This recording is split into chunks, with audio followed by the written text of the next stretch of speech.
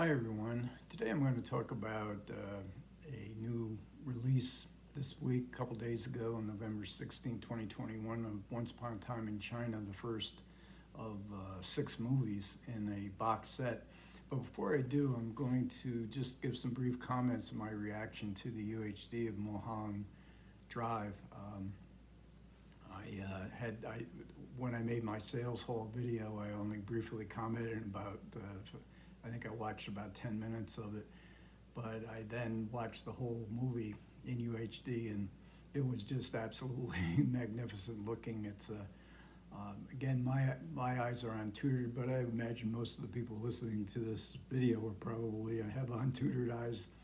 So you have to consult the experts who dissect these kind of picture quality details in great depth.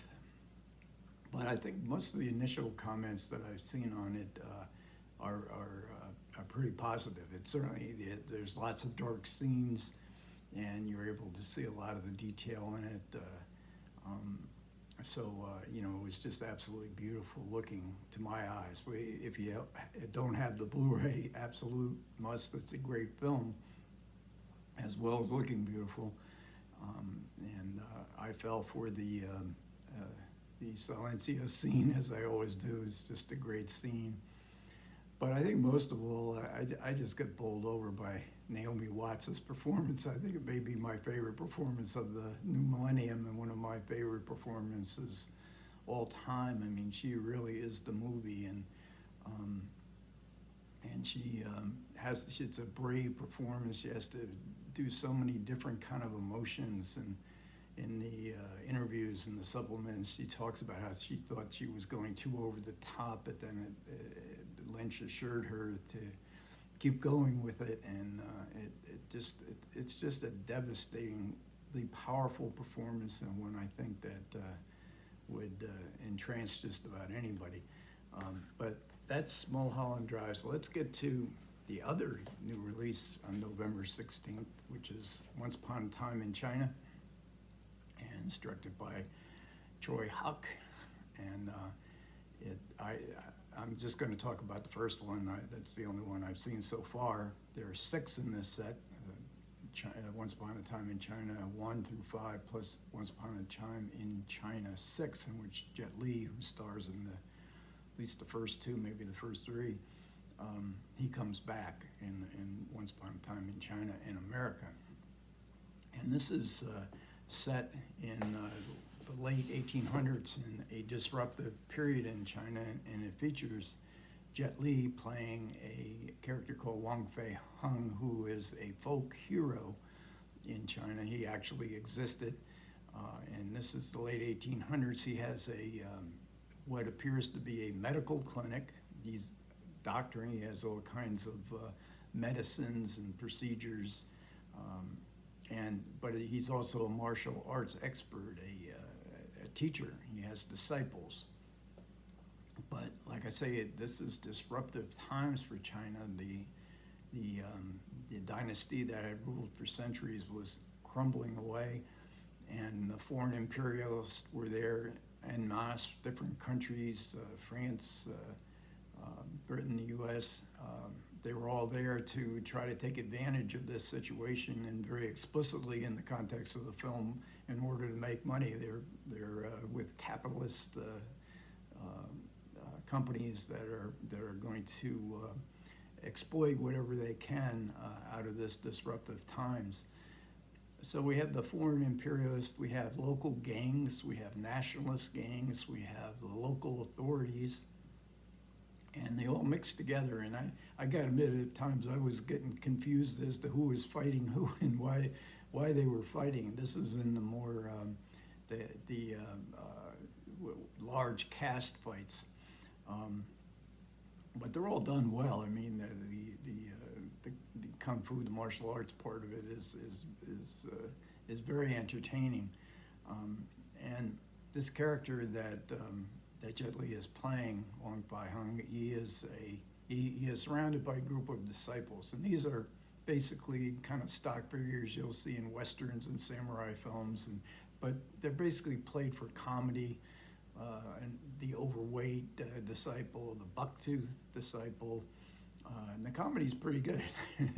and Troy actually, before Once Upon a Time in China, had made a whole series of commercially successful comedies that he wanted to kind of get away from in reviving the martial arts tradition, because that had gone into disfavor.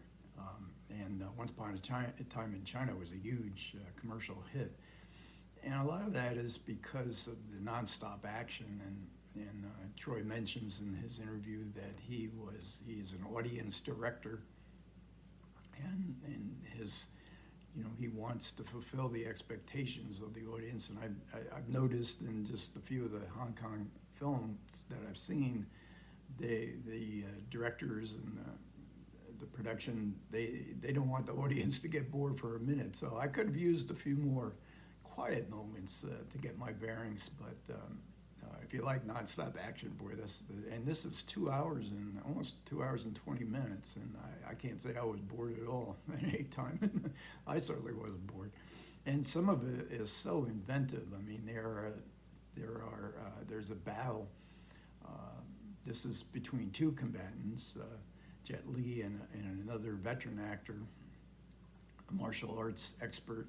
And they kick around this long log as a means of using it as a weapon. I found really cleverly done. But then the final sequence, which goes on probably for almost a half an hour, involves all these bamboo ladders, and it's just it really is a lot of fun. But the foreigners come with rifles. The local authorities have rifles, and martial arts is sort of like passe, and there's actually an explicit line in the film: "We can't fight guns with kung fu." We go through all this fighting, just take your gun out and shoot the bad guys, or whoever you want to shoot, because there is some very bloody moments in this film, bloodshed, kind of a massacre moment when the comedy kind of fades away. And we also have romance. There is a really appealing actress who plays opposite. She is playing Wang Baihang's 13th aunt or something like that. So I guess a distant relative, but they find themselves attracted to each other. So very colorful, very entertaining movie, a lot of fun. The supplements, there's I think 4 main supplements on this first disc, but they're not film specific, so they're not specifically about the first part. And I learned from reading some of the reviews that the subsequent discs also are not film specific. But we do have a 16-minute interview with Troy Hawk, and he talks about the casting of Jet Li and how he wanted to provide these historical details to the film. This was 1991, 6 years before the takeover of Hong Kong by China, so there was a tremendous amount of anxiety amongst the people of Hong Kong. Do I stay? Do I go? He wanted to provide some sort of connection with this folk hero figure of Wang Fei-yung, and what that character meant to Troy himself, because there was a long series of movies in which that folk hero character was played by the same actor, and much beloved by Troy when he was growing up. And also, he also makes a point that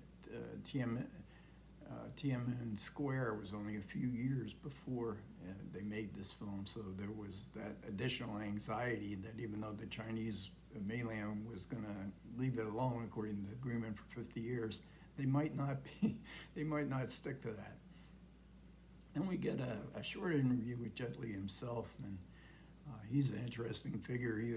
When he was in elementary school, he was just plucked out because he looked like he had athletic ability. He wasn't a martial arts student at that time, but he was very proficient and became sort of the face of martial arts in the mainland. There was a craze for kung fu in the period that he was growing up and becoming a star, the face of martial arts.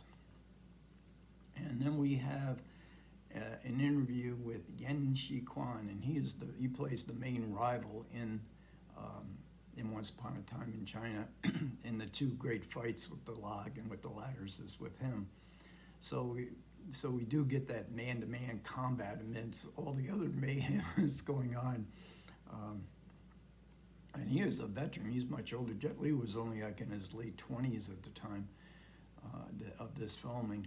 And I think he was around 40, maybe even older. Maybe he was in his 40s, but he's really good. I mean, he is a really good opponent. So those scenes are really excellent. And I showed this on my sale hall, but I'll show it again. I love the artwork on this and the color scheme that they use, and there's not much, involved with. It's all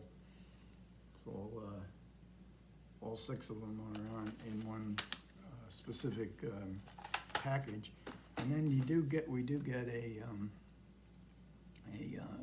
booklet, and the booklet really it has an essay. I haven't read the essay yet because I don't know whether it's going to give us the plot details of all the films, but it does give very brief kind of introductions and who's in the cast for each of the 6 films.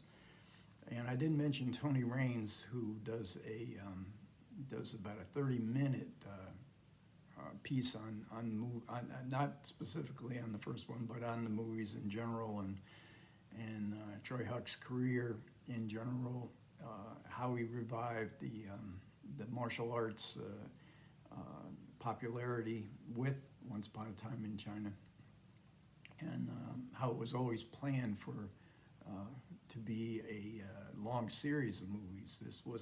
This had a huge success, but the sequels were already contemplated, and I guess went forward once the movie had a great commercial success. So overall, I was pleased. I mean, this is an expensive purchase, even on sale. It's like $64, I think, on sale in the Barnes & Noble sale. But if you like this kind of stuff, if you need some fun and action and color, I mean, this is just a beautiful, colorful movie. I would certainly, we still have, about a little over a week left to go, I think, to the 29th, about a week and a half to go. If you're contemplating this, and you like this kind of film, I would really recommend it. Okay, thanks a lot for everybody who managed to listen to me this far. I really do appreciate it. Comments are welcome. You guys take care.